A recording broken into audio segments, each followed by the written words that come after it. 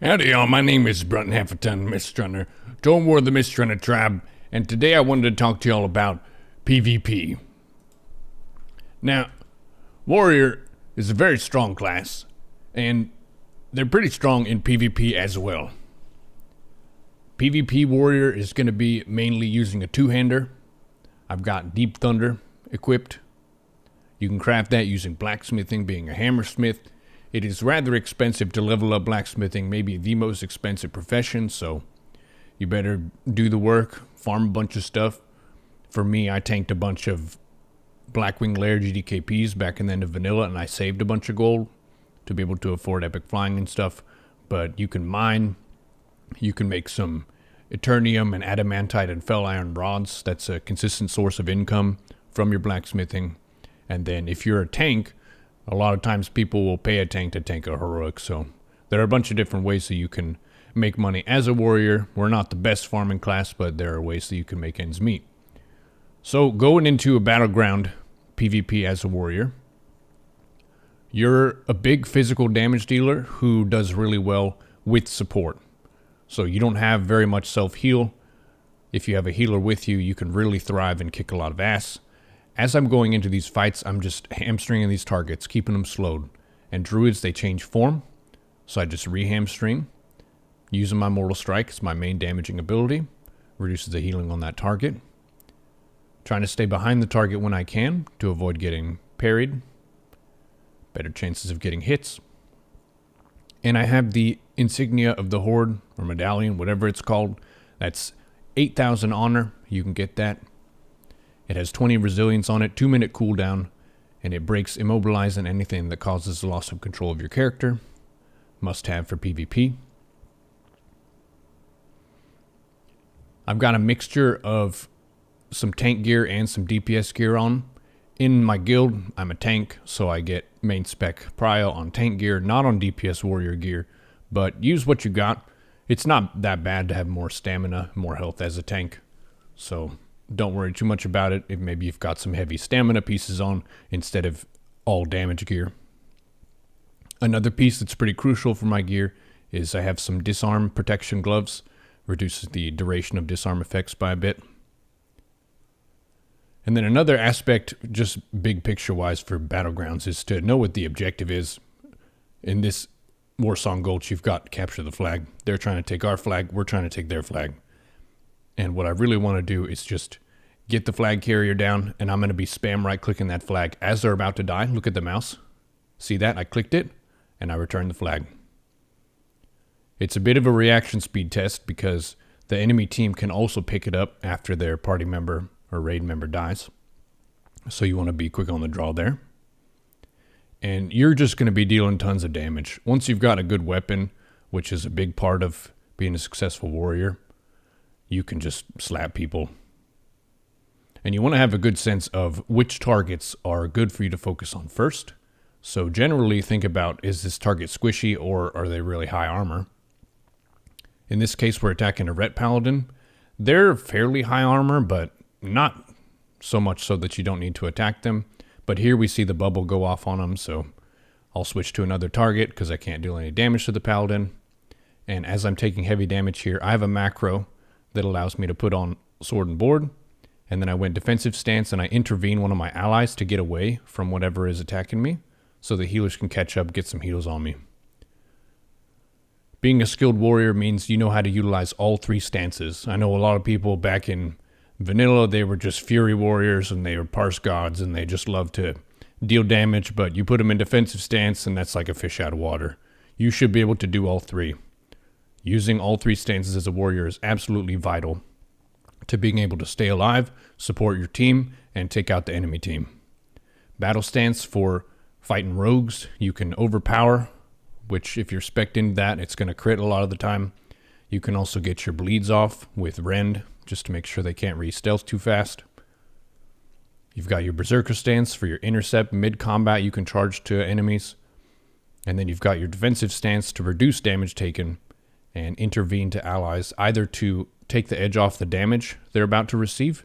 Intervene absorbs the next source of damage that they were going to take, and it puts it on you, the warrior. So that's a really good tool to just take a little bit of heat off the healer. And a lot of times you can use it as your own escape. Maybe the healer doesn't need to be intervened for their benefit, but you can use that to get out of a bad situation. And it only costs 10 rage, so even if you don't have talent points in tactical mastery, if you've got 10 rage, flip a D stance, and then just intervene to your ally. Another cool trick about intervene, I'm going to be spam clicking this flag again here. Got the flag return again. Another cool trick about intervene is if you're targeting an enemy, say I'm targeting this warlock here, and the warlock is targeting, say, an ally druid, I can be targeting the warlock and I just hit intervene, and if my ally is in range of me, correctly for intervene, between 8 and 25 yards, it will just intervene to the target of the warlock. I don't have to find the bar where the druid is and then click the druid and then intervene them. I can do that, but I can also just intervene whatever is attacking my ally. Intervene goes to an ally every time, even if you're selecting an enemy. If you select an enemy for intervene, you go to the ally of yours that the enemy is targeting. Checking the map to see where the flag progress is. Hunters are pretty nice to fight whenever they don't have the bestial wrath up. They can cast their trap on you. Fortunately, there was a serpent sting, broke me out. Yeah, you should be able to slap a blappa hunters, no problem. Whenever I'm doing arenas, if a hunter's doing bestial wrath and whatnot, I'll generally focus somebody else until it's over, and then I'll switch on to the hunter. It's a pretty night and day difference in how effectively you can mess up a hunter's day, whether or not they have that up. Another really, really crucial aspect of being strong in PvP and being fast is having a good hotkey setup. If you want to be able to use the right ability at the right moment, you can't be moving your mouse around the computer and figure out what you need to click next. You should be able to hit the buttons fast. So if you look at my bars right now, Mortal Strike, it's on E. And you see that's a macro, it says MS. One thing that I did with my Mortal Strike is I put an equip macro where it equips my mace Deep Thunder every time I want a Mortal Strike. Because sometimes I found myself going into defensive stance to spell reflect, and then I would have to hit the two-handed macro again to equip my two-hander, and then I would have to hit Mortal Strike again to be able to start dealing damage with it. So just by hitting my main damage ability, it equips my mace, because I don't really want to Mortal Strike with Thunder Fury. When I have that amount of rage, I might as well just Mortal Strike with a two-hander. So that's a nice macro I use. If you see the Shift S, that's a spell reflect macro. All that is cast defensive stance / cast space defensive space stance, written like that. And then / equip whatever your shield is. I have the Shield of Impenetrable Darkness off of Nightbane. And then / equip Thunder Fury, Blessed Blade of the Windseeker / cast spell reflect. And that way you can just spam that one button and it does all that for you, and you get to the point of spell reflecting much faster than if you had to hit, for me it's 4 for defensive stance, Shift T, sword and board, and then Shift S for spell reflect. I can just hit one thing. You may need to press it multiple times though. In terms of shouts, you do have a decision-making factor here between challenging shout and battle shout. Challenging shout is really nice. Whether it's a melee in your party or ranged or whatever, everyone could use a little bit more health. So in PvP, I tend to favor commanding shout. If you're in a melee cleave or something, of course, you could battle shout and get tons of value out of that. But what else do we got going on? You can't use your big cooldowns in arena. That's something to get used to. You can't use recklessness, retaliation, or shield wall, but you can use Death Wish and short cooldowns. Shamans can use Bloodlust and that kind of thing.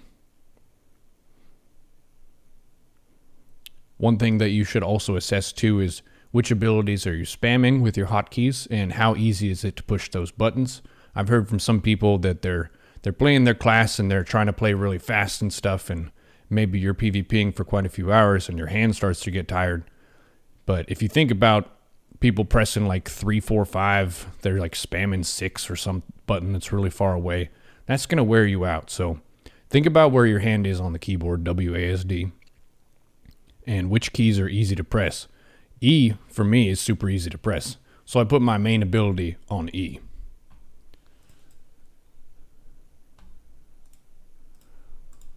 I'll show you my talent spec here. So I've got 5 points in deflection, so I can parry a bunch of stuff.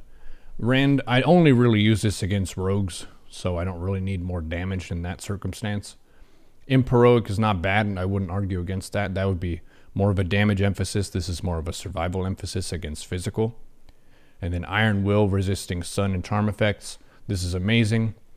Imp Charge is not bad. You get a bit of rage, but a lot of times in PvP you're in combat, so you can't charge. Imp Thunderclap, this is more of a PvE talent. Improved Overpower, this is amazing. Really good at cleaning up rogues. Anger Management is just nice rage income. Deep Wounds is also really good against any class that can go into stealth because it keeps them out for 12 seconds. Impale increases your damage by a whole lot. I have 5 out of 5 two-handed weapon spec, so this mace hits super hard. Death Wish, nice damage boost.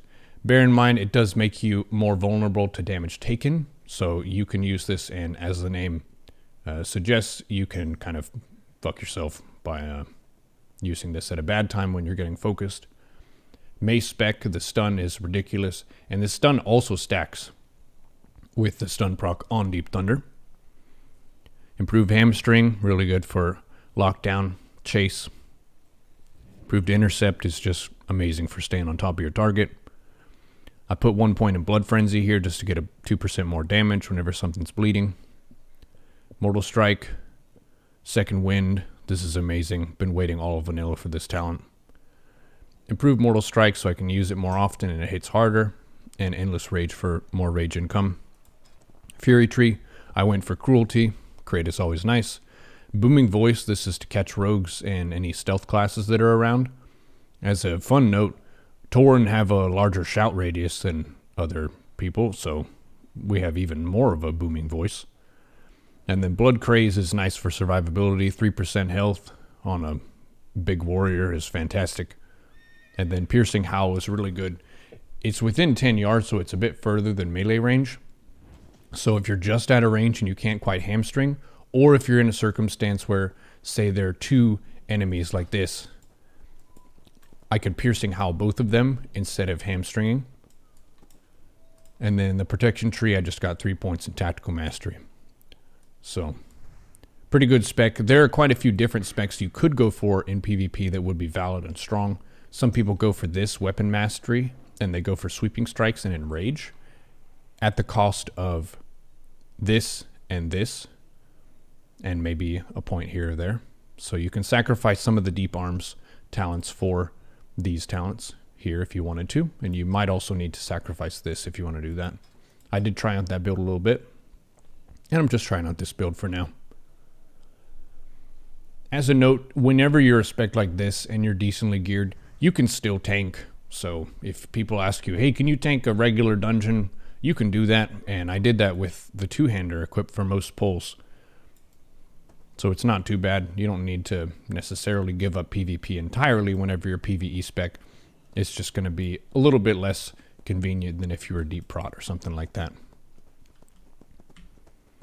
Well, I just wanted to give you all a quick overview of some of the basics of Warrior PvP. If you have any questions, or maybe share some of your own tips and tricks down in the comments, I'll be happy to hear about that. For me, Brunt, stay safe, don't forget to repair before you leave town, and ancestors watch over you.